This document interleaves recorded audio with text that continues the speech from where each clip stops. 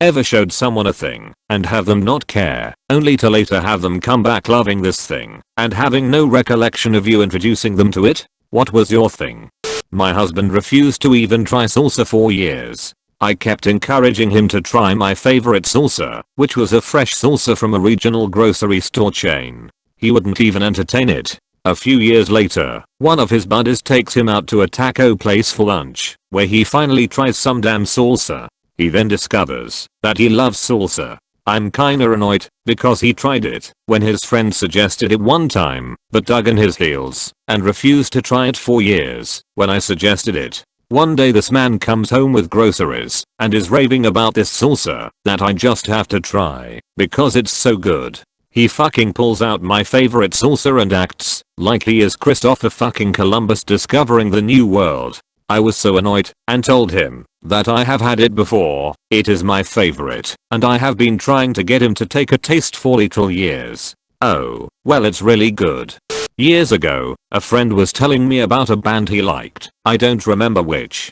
I said if you like them, then you'll probably really like Florence and the Machine, too. He listened to them, said he wasn't really into it. About a year later he started dating a girl. I went to hang out with them, and he starts telling me how excited he is for this concert she got them tickets to for a band that she introduced him to, and he's totally loving. It was Florence and the Machine. I taught my husband how to treat brain freeze by pressing your tongue up against your soft palate at the back of your mouth. He scoffed and said that sounded fake. He also said my cure for hiccups by eating a spoonful of peanut butter was fake. Like 5 years later I go at brain freeze and he gets all excited about this cure he knows about and starts telling me to put my tongue on the roof of my mouth. He eventually believed me that it was me who taught him that, but still doesn't believe that he didn't immediately appreciate the cure. Back in the 80s I got into a band called Poison, and I imported their record at great expense, like records were $12, and I paid $49.99. Then a few weeks later I took it to a party and everyone hated it so much that someone threw it onto the fire. A couple of weeks later it was released here and went crazy. I go to the same house for a party with the same people, and they won't stop playing the record. I tell them that it is the same one that they burnt, and they all accused me of being a liar. I have a friend whose sister died young, 18 in a car accident. Not too long after, we were hanging out showing each other music and she showed me the song, If I Die Young by the band Perry. I kinda brushed it off, didn't listen closely, because I was excited about showing her my song next. Later when the song became popular, we were hanging out, and the song came on the radio, and I was like oh snap I love this song. She reminded me she was the one who introduced me to it, and that I had brushed her off at that time. This happened years ago, but I still feel like such a selfish bitch for not listening to it, and realizing how much that song probably meant to her in the aftermath of her sister's untimely death.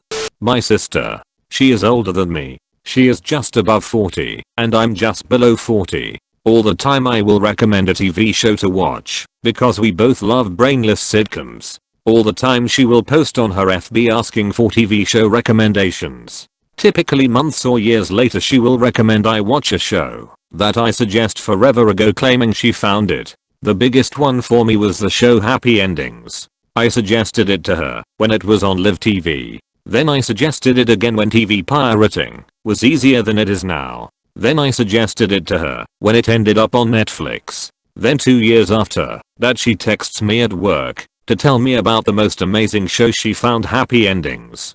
Star Wars.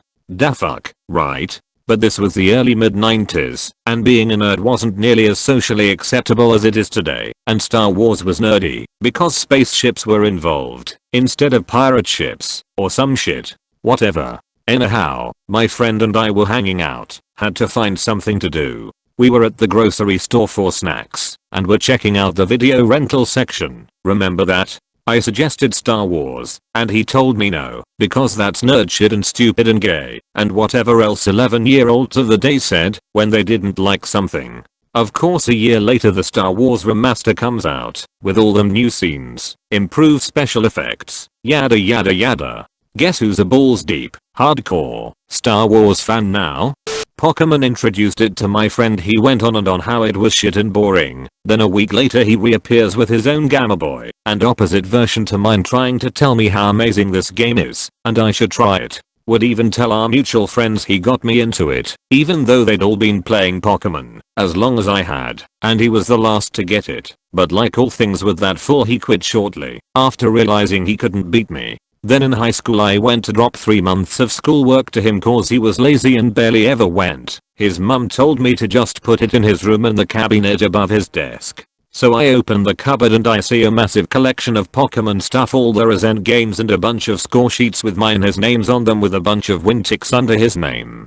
It was like he become some weird closet Pokemon hermit. His mum said he names all his rivals after me, not just Pokemon, and marks his victories down on his scorecards. Nah bro, not creepy at all.